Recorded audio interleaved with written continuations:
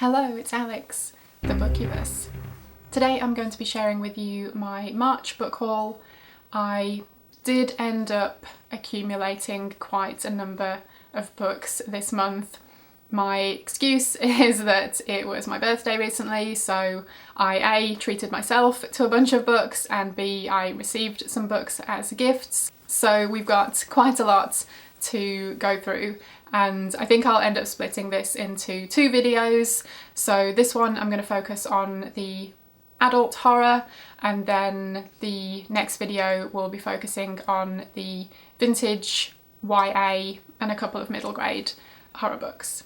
So keep an eye out for that one coming soon. But yeah, in this video let's look at the general adult horror fiction that I have added to my library recently. Most of these are vintage, but there are a few new ones that I got, so I'll talk about the new ones first. First is Goddess of Filth by V. Castro. This is a new release. It just came out at the end of March. I had pre-ordered this because it just totally sounded like my cup of tea. I believe it is the craft-esque, which was really enough to hook me in. So this is just a wee little guy, and it's so cool it has a spine on the spine. So yeah, lovely book. This is published by Creature Publishing, and yeah, I'm going to be reading this one very soon and looking forward to it. And the next few are ones that were very kindly sent to me from a friend on Instagram who purchased a couple of books from my Amazon wishlist. So we have The Hellbound Heart by Clive Barker, and I'm a big fan of Clive Barker, and Hellraiser is one of my all-time favourite films, but for some reason I still haven't yet read The Hellbound Heart, so it's about time I rectified that. And yeah, I'm very happy to have a copy, and I am definitely going to be reading this one soon as well. I got True Crime by Samantha Kolesnik. This is published by Grindhouse Press, and I believe it just came out last year, and this is one I've heard a lot of great things about. I think it's supposed to be pretty gnarly, and I'm excited to read it. And Consumed by David Cronenberg, who is one of my favourite directors, but I have not read this book. It came out a few years ago, I believe, and it's his only novel as far as I know. It does have rather mixed reviews, but I'm still super curious to read it, so I'm really happy to finally have a copy that I can dive into soon. Okay, now moving on to some vintage titles, of which there are quite a few. Let's kick things off with book 7 of the Witches series by James Dark. This is the last book that I was needing to complete the Witches series, and I am super grateful to a friend of mine for tracking this down. So yeah, this is amazing. And this is book 7, The Feud. The dreadful carnage continues. Well, I'm ready. I'm ready to continue with this adventure. And the next few are ones I received as gifts from family. So we have Chain Letter by Ruby Jean Jensen. Self-explanatory, really. I'm always excited to add more RJJ to my library, and this is one that I have been after for ages, so I'm very excited to finally have a copy. And for probably a good couple of years now, I've been really wanting to do a chain letter themed like reading month, because there are quite a few titles from generally the 80s and 90s that used the chain letter as a concept for a story. So there's this one, there's Chain Letter by Christopher Pike, and I think there's a sequel to that. There is Death Chain by Ken Greenhall, and then there's actually another book coming up in this haul, a Ramsey Campbell one called The Count of 11, which is also chain letter themed. So yeah, pretty psyched to immerse myself in chain letter glory one of these months. And do let me know if there are any titles that you know would also fit the bill that I'm missing. I have Ghost Story by Peter Straub, and this is a Futura edition from the UK. And Maynard's House by Herman Raucher. This is a title I've been wanting to read for quite some time, so really happy to finally have a copy. And this always seems to come up in conversations about quiet horror in the vein of Burnt Offerings and The House Next Door. So yeah, I think this is going to be my cup of tea. The next few are ones that I bought online. And first up is one that might speak for itself, no pun intended. This is The Voice of the Clown by Brenda Brown Canary. If you've heard of this one, it might be because Grady Hendrix reviewed this one some time ago, and I think he described it as being like the only book to ever make his jaw drop. This one can sell for a lot of money. It's a book that I didn't think I would own because I've seen the prices it goes for online, and I just thought it's not even worth trying to track that one down. But I just happened to be looking online one day and I saw someone had listed this for $2, and I had to do a double take because I was like, really? And I don't think there was even a picture with the listing, but I figured, you know what, I'm just gonna take a chance on $2 and we'll see what happens. And lo and behold, it turned up. And this one is a bit battered and well loved, shall we say, but it looks totally readable, and that's the main thing really. So I am planning on picking this up during April, so I'll be coming at you with a Nightmare Queens review before too long. And the few other books I picked up online for a couple of dollars each are A Touch of Chill by Joan Aiken. This is a collection of short stories and it just looked interesting. I have The Stake by Richard Lehman. This is a vampire novel, obviously, and someone here might have recommended it to me, in fact, so if so, thank you. And I don't know really anything about this one other than it is a vampire novel, but that's enough for me. I'm curious to see how Lehman tackles vampires, and yeah, hopefully this one will be coming to review from the Vampire Vault one of these months. And then I also got 2 Ramsey Campbell books. One of them is The Count of 11 that I mentioned earlier with the whole chain letter thing. So yeah, that's all I really know about this one, but that's enough to interest me. And then the other one is Obsession. And yeah, funnily enough, both of these have like envelope themed covers. So this one I think is about a group of friends who, when they were teenagers, they did something, I'm not entirely sure what, which then comes back to haunt them some years later as adults. So sounds good to me.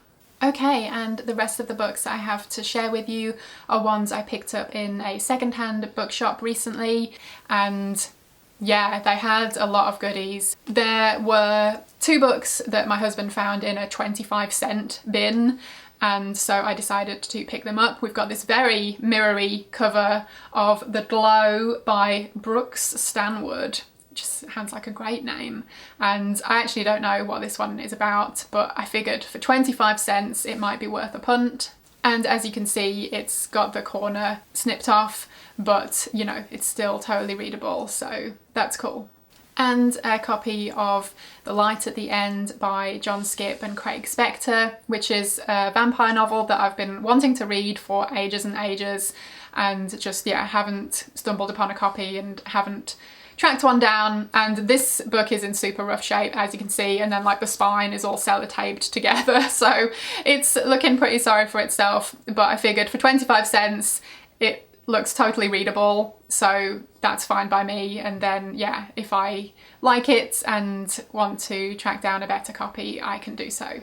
And I also found a few more vampire novels, so yeah, future Vampire Vault reviews, here we come. We have Vampires by John Stakely, and this was recommended to me by someone here recently, so thank you for the recommendation. And I was, yeah, very pleased to spot this on the shelf, so I grabbed it, and don't know anything about this one, but we're just going to dive in one of these days and read it.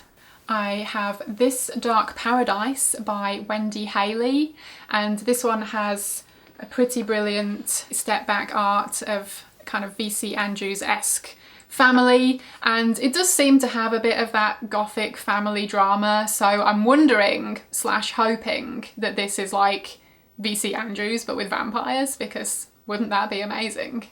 And The Hunger by Willie Strieber. And this is one that, again, I've been wanting to read for ages. I really enjoyed the film adaptation of this. It's well worth checking out if you haven't seen it.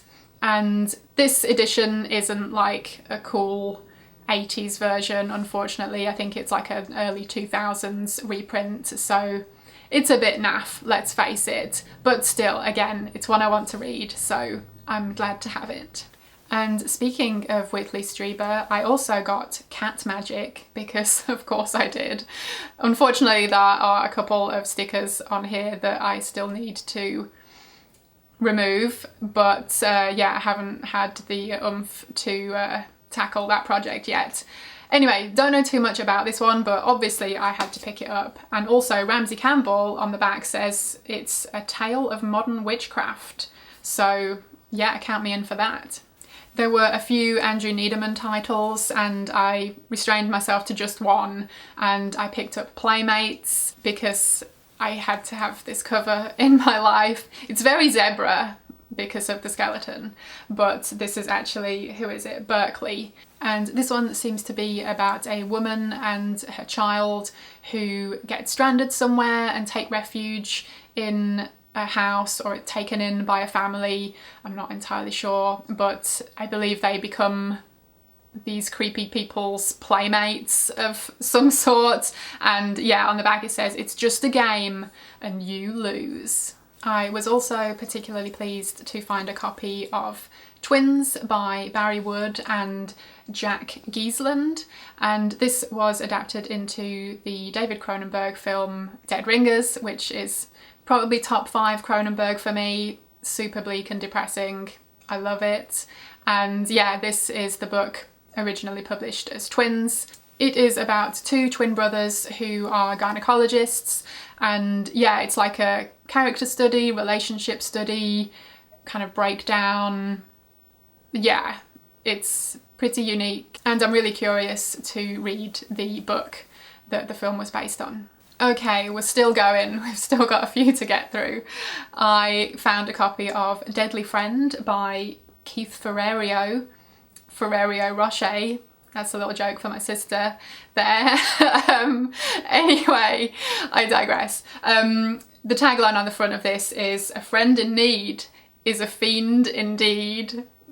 Yeah, let's gloss over that. But yeah, who really cares what this one is about when you have a cover like this? It's, you know, sold, basically. They also had a few Richard Lehman titles, and again, I just restrained myself to picking one up, and I chose Resurrection Dreams because this is one that I think I'd put on my Goodreads TBR a while ago because it sounded interesting to me, or someone had recommended it specifically. Anyway, glad to have this one. I think it's about a guy who at high school was like a total weirdo, and we're following someone else from that school later as an adult who then comes back into contact with this weirdo guy. So yeah, this one sounds interesting and I'm looking forward to reading some more Lehman. I got House Infernal by Edward Lee, who is an author known for his extreme horror, and yeah, I have yet to read any of his work, so I was really pleased to find this one. But I do think it's part of a series, so if anyone has read those books, please do let me know if I need to have read the others before reading this one, or if it's just the kind of series where you can just jump in anywhere. But yeah, either way, looking forward to reading something by this author before too long. I found a copy of Garden of Evil by Edmund Plant. Is that a pen name, or did he just really like his surname and wanted to run with that theme in his fiction? Maybe we'll never know. But yeah, who could resist this amazing, amazing cover? I think it's about a young girl who plants some seeds, unwittingly growing a garden of evil. So I'm not sure whether this is like Day of the Triffids or what. If you've read it, you'll have to let me know. But yeah, either way, it should be a fun one. I found a copy of Hillboard by Dana Reed, which is about, yeah, someone messing with a Ouija board, and we all know how those stories end up. So yeah, I think Regina at Regina's Haunted Library read this one, and I think she thought it was just okay. But I love this cover so much, so I was still really pleased to find it, and I look forward to giving it a read anyway. Okay, we're nearly there, just a few more to get through. I got a copy of Winter Wake by Rick Hautala, and I think this one is about a family who are haunted by someone or something. Again, another amazing cover. You really can't go wrong with a skull on the cover, in my opinion. And finally, last but not least, I found a couple of books by Stephen Laws, and I have only read one of his so far, Spectre, which I really enjoyed, so I've been on the lookout for more of his books since, and was, yeah, really pleased to find this couple. So we have The Worm, which I think is about a small village, you know, that has some kind of dark past. That is just one of my favourite things, I guess. So looking forward to this one. And Darkfall, which seems to be about a high-rise building where everyone in it during a thunderstorm disappears. So yeah, not entirely sure where this story goes, but I'm, yeah, still really curious to read it. And also this cover reminds me of Poltergeist 3, which is also set in like a high-rise building. And honestly, Poltergeist 3 is one of my favourite sequels of probably all horror sequels. It doesn't get a lot of love, but I really, really like it. I think it's great. I love all the mirror stuff. Yeah, it's brilliant. So anyway, I digress, but really happy to have these couple of Stephen Laws books, and I look forward to reading more of his work. Okay, phew, we made it. Yeah, that was a pretty epic haul, but you know, if you're not going to be spoiled and treat yourself on your birthday, then when can you really? So I'm embracing it, and yeah, I'm really, really excited to have all of these books. I'm looking forward to reading them all. I know I buy quicker than I can read, but I don't think I'm alone in that affliction. Anyway, that is that. Keep an eye out for another video, part 2 of this haul, coming very soon. And yeah, let me know if you've read any of these, if there are any that you think I should read sooner rather than later. And I hope you are all doing well. Thank you ever so much for watching. I hope you enjoyed it, and hopefully I will see you again in my next video. Bye!